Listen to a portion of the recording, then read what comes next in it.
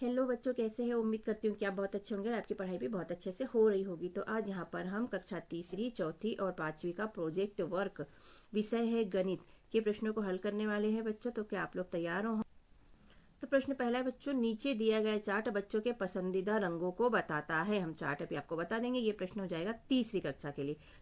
अब चौथी कक्षा वाले को ये भी हल करना पड़ेगा तीसरी के साथ साथ, कुल रंगों को पसंद करने वाले कुल बच्चों की संख्या कितनी है, इसको यहाँ पर आपको निकालना है बच्चों। पांचवी वाले को तीसरी वाला भी करना है, चौथी वाला भी हल करना है और पांचवी वाला भी हल करना है, पूरा हल करना है। तो देख लेते हैं पांचवी में क्या दिया गया है। यदि एक चेहरा, ये चेहरा बराबरी से 4 माना जाए तो कुल रंगों को पसंद करने वाले बच्चों की कुल संख्या कितनी होगी। तो आपको ये पूरा निकाल के बताना है बच्चों, ठीक है।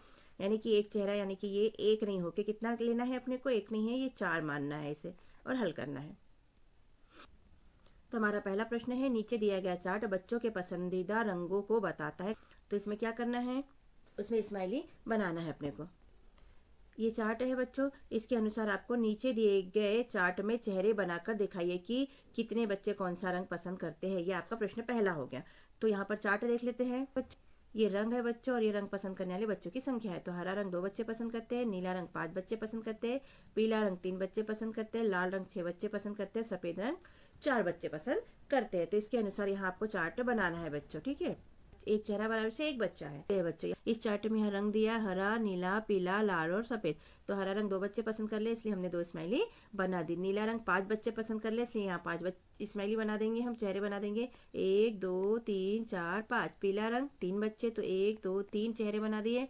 लाल रंग 6 बच्चे पसंद कर रहे हैं, इसलिए 6 चेहरे हम यहाँ पर बना देंगे, 1 2 3 4 5 और 6। सफेद रंग कितने बच्चे पसंद कर रहे हैं? 4 बच्चे, तो हम यहाँ 4 चेहरे बना देंगे बच्चों, 1 2 3 और 4। और इस तरह ये चार्ट हमारा हुआ पूरा। यहाँ ये हल देख लेते हैं बच्चों। क्या पूछा था कि कुल बच्चों की संख्या कितनी होगी। तो यहाँ देखो, रंग के हिसाब से 2 बच्चे, 5 3 6 और 4, इतने बच्चे दिए हैं सभी रंगों के। ये कुल मिला के हो जाते हैं 20 बच्चे।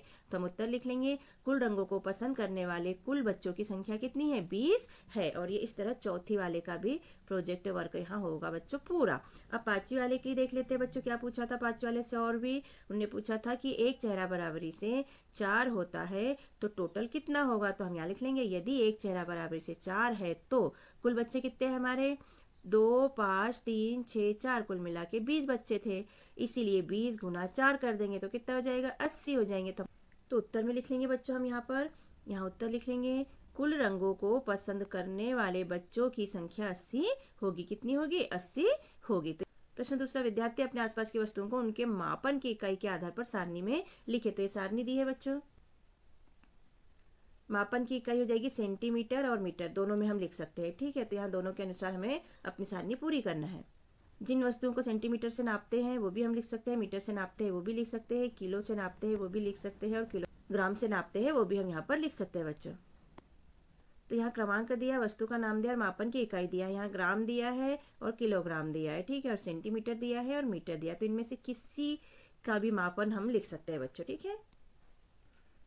तो पहला लिखा हमने केसर, जो कि खीर में डालते हैं, तो इसे ग्राम या किलोग्राम के हिसाब से नापेंगे। चावल, तो इसे ग्राम या किलोग्राम के हिसाब से नापते हैं। साड़ी, तो साड़ी को हम अब क्या मीटर के हिसाब से मापते हैं। कैसे मापते हैं? मीटर के हिसाब से।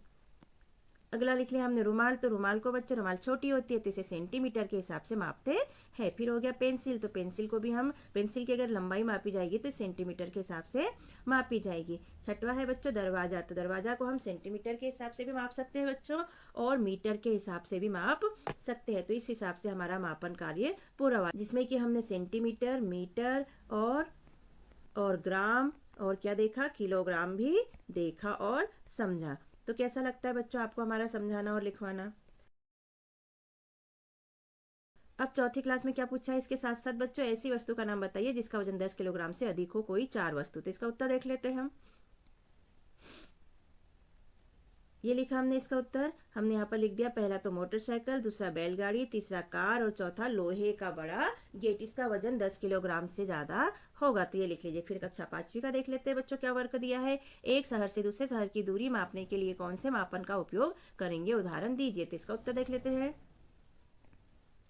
तो इसका उत्तर हम लिखेंगे बच्चों, एक शहर से दूसरे शहर की दूरी मापने के लिए हम किलोमीटर का उपयोग करेंगे। उदाहरण दिया है होशंगाबाद से भोपाल जाने के लिए, तो होशंगाबाद से भोपाल 80 किलोमीटर है।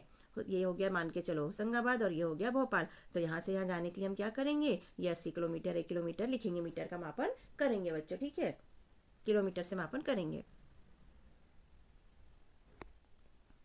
तो इस तरह के प्रश्नों के उत्तर हमारे यहाँ पर होते हैं बच्चों कंप्लीट। और कैसा लगता है आपको हमारा समझाना लिखवाना, यदि अच्छा लगता है तो हमारे चैनल को सब्सक्राइब कीजिएगा बच्चों, वीडियो को लाइक कीजिए, शेयर कीजिए, कमेंट भी लिखिए, जिससे कि हमें मोटिवेशन मिलते रहे और हम और वीडियो बनाकर अपलोड करते रहें। तो बच्चों यहाँ कक्षा तीसरी का अंकुर अभ्यास पुस्तिका, चौथी की अंकुर अभ्यास पुस्तिका और पांचवी का एड ग्रेड बुक्स भी हमने भरकर अपलोड की है। तो आप अपने भाई बहनों में और अपने रिश्तेदारों में शेयर कर सकते हैं बच्चों। तो शेयर कीजिएगा, सब्सक्राइब भी कीजिएगा। शेयर करने के लिए, सब्सक्राइब करने के लिए थैंक यू बच्चों। मिलते हैं किसी और वीडियो में।